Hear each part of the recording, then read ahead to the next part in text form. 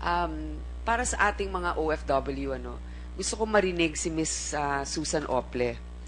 Ano ba sa tingin mo ang dapat sanang ginawa ng ating airport manager o yung sistema para matulungan yung mga ganitong mga nangyayari, yung ating mga biktima?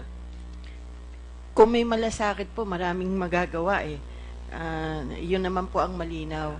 Tulad po sa kaso ni Nanay Gloria, hindi naman po tama na 5 lalaki yung nagtatanong sa kanya.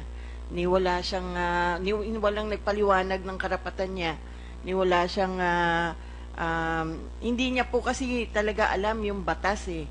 Wala naman nagsabi sa kanya at siya ay, ang iniisip lang niya, yung flight niya sa Hong Kong.